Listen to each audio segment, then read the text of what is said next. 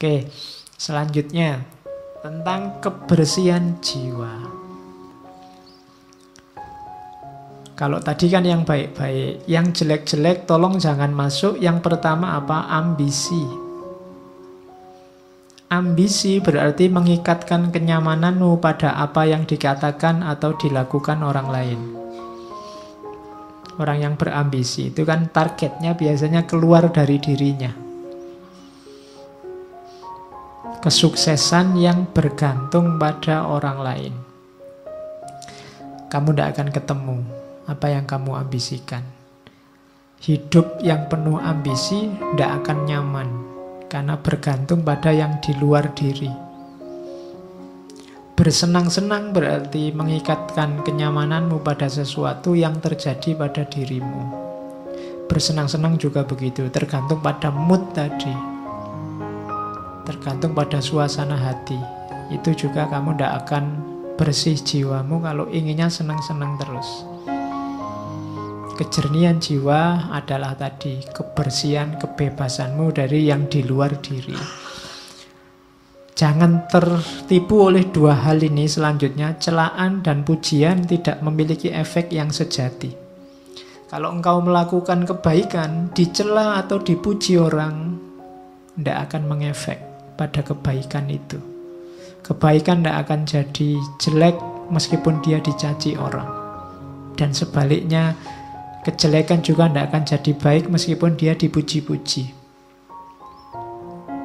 Celaan dan pujian tidak memiliki efek yang sejati, tidak memiliki efek yang hakiki. Efeknya cuma citra-citra di luar saja, tapi yang baik akan tetap baik, yang jelek juga akan tetap jelek. Biar jiwamu bersih, maka tidak perlu kamu terpengaruh oleh celaan atau pujian. Selanjutnya, tidak ada kesombongan yang lebih tinggi dibandingkan orang yang membanggakan ketidaksombongannya, kerendah hatiannya. Saya pak, tidak sombong loh saya itu sombong paling pol itu. Ya. Saya itu murah hati loh pak, saya itu suka menolong, baik, tidak sombong. Rendah hati itu kalau versinya Markus justru itu kesombongan yang paling tinggi, menyombongkan kerendah hatian. Oke, susah ya rumusnya. Ternyata yang kita anggap rendah hati ternyata justru kesombongan.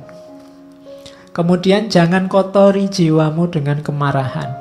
Kenapa? Karena efeknya marah itu biasanya lebih dahsyat dibandingkan sebabnya marah.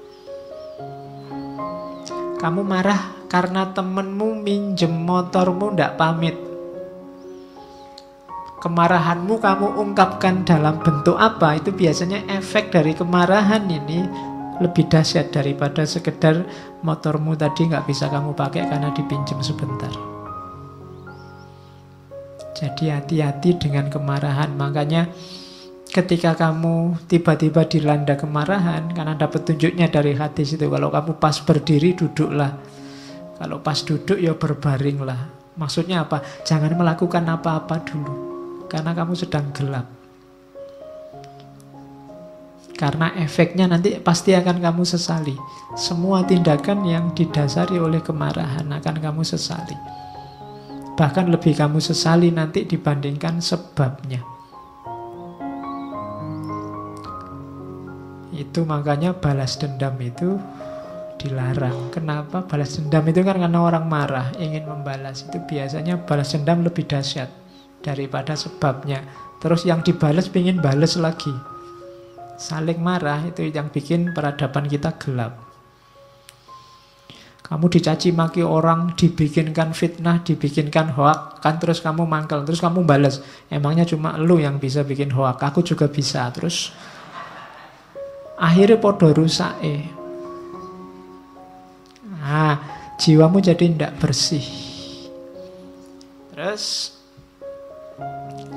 ini juga rumus. Jangan anggap berharga apapun yang membuatmu mengingkari janji, membuatmu kehilangan harga diri, membuatmu membenci orang lain, mencurigai orang lain, mengutuk orang lain. membuatmu berlaku munafik atau menginginkan sesuatu yang tidak ingin diketahui orang lain. Jangan anggap berharga itu maksudnya jangan diambil ini. Apapun yang membuatmu membenci orang lain, mending tidak usah kamu ambil. Membuatmu nantinya akan mengutuk-ngutuk orang lain, mending tidak usah kamu ambil. Membuatmu kehilangan harga diri, tidak usah kamu ambil. Itu yang disebut jangan dianggap berharga. Kok ada postingan yang isinya kemungkinan membuatmu benci sama seseorang atau sekelompok orang, kamu tinggal saja. Karena postingannya tidak penting tapi dampaknya pada jiwamu besar. Itu maunya Markus. Selanjutnya, biar jiwamu bersih, jangan kotori jiwamu dengan kesalahannya orang lain. Ini ada rumus bagus dari Markus. Kalau ketemu orang jahat, orang rusak, orang keliru, saat engkau sedang melawan orang yang tidak tahu malu, ini misalnya, tanyakan pada dirimu sendiri, apakah mungkin di dunia ini bersih dari tindakan tidak tahu malu? Jawabannya kan pasti ya, ndak. Akan selalu ada orang jahat, akan selalu ada orang yang ndak tahu malu. Maka jangan mengharapkan sesuatu yang tidak mungkin. Selalu ada orang yang tidak punya malu di dunia ini. Dan yang kamu hadapi sekarang adalah salah satunya. Hal yang sama berlaku untuk orang yang jahat, orang yang tidak dapat dipercaya, dan kerendahan moral lainnya.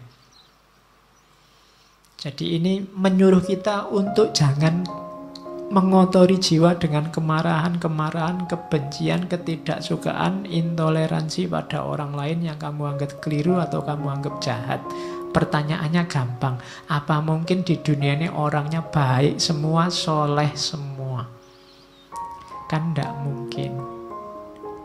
Kalau kamu marah berarti kamu tidak terima kalau di dunia ini ada orang jelek, ada orang tidak baik. Kalau kamu tidak terima, berarti kamu sedang melakukan sesuatu yang tidak masuk akal. Karena kamu menuntut sesuatu yang tidak mungkin terpenuhi. Akan selalu ada orang jelek, orang jahat. Maka ngapain kamu mengotori dirimu gara-gara itu? Ada orang jahat, ya monggo, memang hidup ini ada yang baik, ada yang jahat. Tapi jangan kejahatannya dia membuatmu juga jadi jahat. Kejelekannya dia membuatmu juga jadi jelek. Hari ini banyak begitu. Karena grup sana maki-maki, kamu juga maki-maki. Karena grup sana kemarin menggoreng isu, sekarang ada isu baru, saatnya kita balas menggoreng isu. Sama saja, itu berarti jiwa kita sama-sama kotor. Kalau kamu mimpi orang itu harus baik semua sesuai idealmu, mimpimu itu mimpi yang tidak realistis. Tidak mungkin orang itu akan jadi baik semua. Kalau kamu tidak terima ada orang jahat, kamu menyusahkan dirimu sendiri. Akan ada selalu orang yang tidak baik. Maka bersihkan dirimu.